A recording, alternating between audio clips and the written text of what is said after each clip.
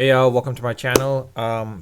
It's the next day. I kind of fell asleep a little bit in the middle of the Phoenix Suns and LA Clippers game, unfortunately. But in any case, I'm more going to talk about the fact that, well, first off, let's put it bluntly. Basically, I mean the Clippers lost yesterday's game to the Suns, which kind of sucks for them in a ways because honestly, it was a case where I don't think they anticipated that to happen. Well, they were going to happen. It was like as far as how it played out, Kawhi did his thing basically. He had 31 points, and like 8 rebounds. Like he was pretty much the rebound leader in that situation. Whereas Devin Booker came out to play, as well as the fact that you had KD at this point as well too. So it's something that it happens. We knew this was going to be a close game. Actually, probably would have been much closer. It had what's his name? Sorry, had Paul PG been in play at that point. To be quite honest, but in any case, let's not lose a doubt. The fact is like quite honestly, the fact that sorry, the fact that the Clippers had the opportunity yesterday to essentially go up 2-0. It would have been good if they did that. I mean, Kawhi did what he did. Russell Westbrook actually was surprisingly decent enough. He actually scored enough, quite a number of points. It's just I think Zubac was taken care of. It basically looks like the case is the Suns knew to take out Zubac, that the center basically, because like if he does decent enough, it works out to their favor. And so that was one of the things I think that the the Suns knew. You could, if you take him out a little bit and have Durant and like Booker come to play and like Chris Paul, like doing what it does at this point, they should be able to win at that point, and which they did. So there's no taking anything away from that. With the Celtics and Hawks, I mean honestly, we knew that was going to be a win with the Celtics. Chances are it's going to be either a sweep or two. The Hawks might win just one game and it'll be 3-1. But whatever it may be, the Hawks are not winning this game. But let's go to the game. Let's go to the game that I want to mostly talk about, quite honestly. And this is the one that threw me off guard a little bit. And it didn't throw me off guard. It's just the Knicks and Cavs basically. It was a great game. Not a great game. Sorry, it wasn't a great game. I'm sorry, it wasn't a great game. I don't know why I said it was a great game. I was thinking more of the Clippers Suns game, quite honestly.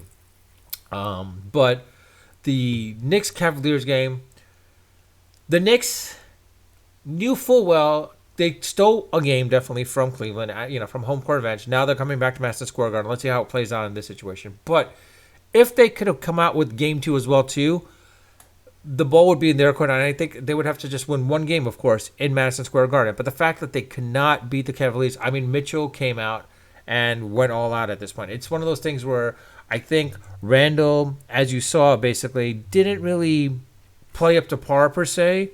Quite honestly, I mean, the score was, of course, a 107-90. I mean, honestly, it should have been a 25 game blowout for the Cavaliers. I mean, by the time they were leaving at halftime, I kind of figured the Knicks weren't going to. I wish that wasn't the case, but you could see that was going basically. You see where the thing was going essentially at that point.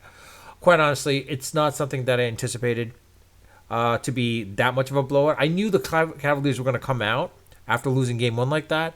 That they were going to come out, but I didn't think they were going to come out by that much to the point where like the Knicks had nothing to answer for. I think in this case now is Thibodeau's going to have to figure out something to the point where he's going to have to work it out. But in reality, it comes down to the other factors as well too. Is like, you knew the Knicks were going to get blown out, even though they were down by 20, maybe 18 with 2 minutes, close to 3 minutes left. If they go on a 10-0 run, there's a possibility they could all come back. But in reality, they were not coming back. The fact that Thibodeau left Randall out there for that long brings back, and even Reggie Miller even brings it back as well too. He actually even said it during the game, like, look, when Randall injured himself, basically hurt his tailbone on that play, and now we can tell that it wasn't an intentional play on him to hurt him. It was like more of the guy was going for the block. But in this case, Reggie Miller even brought out, I was like, Randall should not have been out there, basically. The game was already gone. The game is lost. Why have Randall out there? Is it to pad his stats? It made no sense. Moreover, I understand Randall wanting to play because, like, he wants to win. Same thing with Brunson and all the other players. But in reality, it was a game that was pretty much out of reach for the Knicks. He should have sat Randall. And as Reggie Miller brought out, it was almost closely reminiscent to D Rose, basically, how he got injured when they were playing against Philadelphia at that time. They were up, no, they were up or they were down. I couldn't remember. I can't remember exactly. I think they were down, up, actually, considerable amount of points. That D Rose did not need to be out there, and because he was out there, hence the injury. Which pretty much after that injury, he was never the same at that point. So this is one of those things where I think Thibodeau needs to learn. If you know the game's out of hand, you could kind of like put your players on rest for the next game.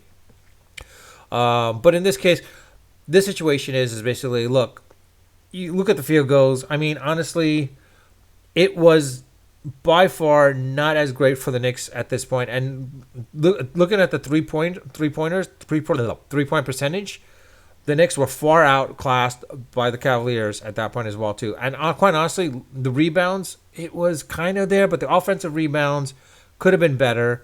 The blocks, of course, was not a big issue. The Knicks did, have a lot of steals, but the thing is, they did turn over about the same amount of times as the Cleveland Cavaliers. The only problem is, as you saw, basically, the Knicks could not come out with the win because Randall Brunson could not gel in this game at that point or whatever it may be. But in any case, it happens. It happened. And that's not to say the least. But you know what?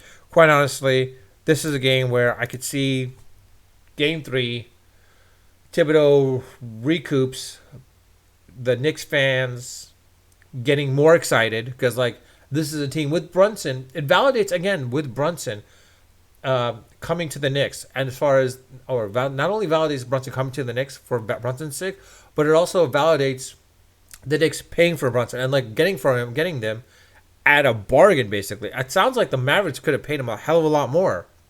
And the Knicks were pretty fortunate to get him at a steal.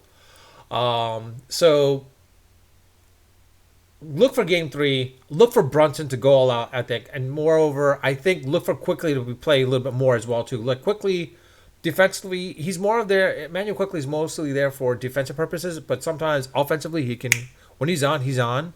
So look for him, actually, to play a big factor into this playoff series as well, too. RJ Barrett, I hate to say this, but I don't know where he's at. I don't know what he's doing. Honestly, the guy should learn how to take outside shots and jumpers. It sounds like he can't, and he just lets these floaters go in, basically.